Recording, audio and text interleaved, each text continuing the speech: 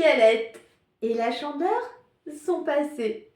Notre petit foie et notre estomac disent stop, stop à tout ce gras, stop à toutes ces calories. Mais par contre, notre petit cœur à nous, qu'est-ce qu'il dit? Il dit oui, oui à l'amour et oui à la Saint-Valentin. Alors, les romantiques, passez votre chemin, hein, parce que moi, c'est franchement une fête que j'exècre, que je déteste, qui me déprime à mourir. Moi, en gros, je vois arriver le 14 février sur le calendrier, et ben j'ai envie de gerber comme si j'avais pris une bonne cuite. Oui, c'est ça. Moi, quand je vois toutes ces petites boîtes en forme de cœur, ces bouquets de fleurs rouges et ces petits bijoux de pacotille, ça me file le bourdon grave. Ah, donc, mais bon, il y en a qui aiment. Alors je respecte. La Saint-Valentin, c'est quand même un tout petit peu commercial, hein, comme fête. Non? Non? Vous trouvez pas? C'est pas commercial. C'est vendre, hein. Ça profite principalement à qui, la Saint-Valentin d'abord? Eh ben, aux fleuristes et aux chocolatiers. D'ailleurs, si vous ne l'aviez pas remarqué, la Saint-Valentin tombe pile poil entre la Toussaint et Pâques. Eh ben oui. À la Toussaint, on offre des fleurs à ceux qui sont plus là. Et à Pâques, on offre des chocolats à ceux qui sont encore là et aux petits enfants.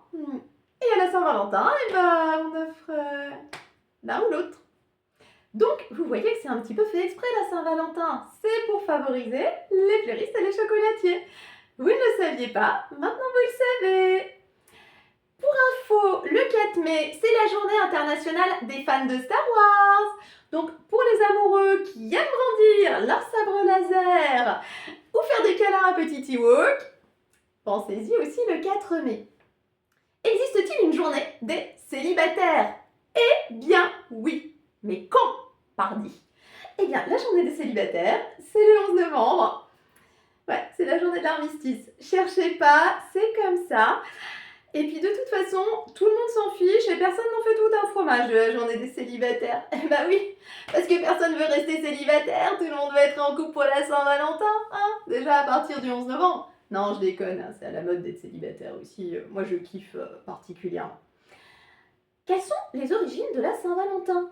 D'abord, eh bien c'est une fête ancienne et païenne.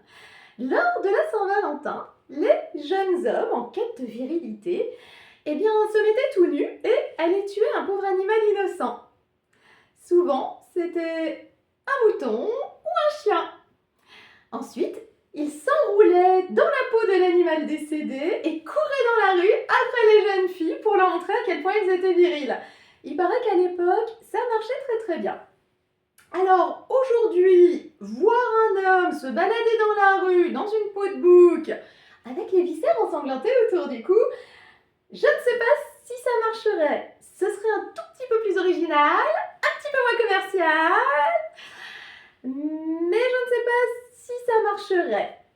Et je pense que Brigitte Bardot ne serait pas d'accord, la SPA non plus, la PETA non plus, toutes les associations de protection des animaux ne seront pas d'accord. Donc on oublie. Bon, on oublie, mais au moins comme ça, vous le savez et vous allez étoffer votre niveau de culture générale. Maintenant, rendons-nous chez un couple, Maurice et Lucette. Maurice et Lucette sont ensemble depuis longtemps et ils souhaitent fêter la Saint-Valentin de façon originale. Donc du coup, Maurice est allé dans un sex shop pour acheter une tenue coquine affriolante noire et rouge et une jolie paire de menottes.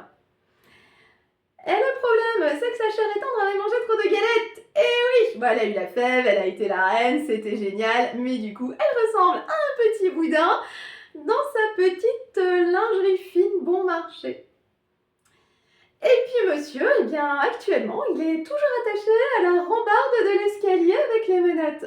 Il attend que Médor, qui a mangé les clés, aille transiter et faire sa petite affaire dans le jardin pour lui rendre sa liberté. Ça peut encore prendre quelques heures. Nous leur souhaitons bon courage. La Saint-Valentin, c'est aussi la fête, ou plutôt non, Saint-Valentin est également le patron des apiculteurs. Alors n'hésitez pas à offrir un pot de miel, ce n'est pas périssable, ça dure beaucoup plus longtemps, c'est très bien pour les maux de gorge et surtout en période d'épidémie grippale. Donc n'hésitez pas. Mais bonne Saint-Valentin à tous quand même, hein, je ne suis pas russe. Et surtout, pensons à la fête des célibataires le 11 novembre aussi. Et je sais que tout le monde aura oublié le 11 novembre que c'est notre fête. Love.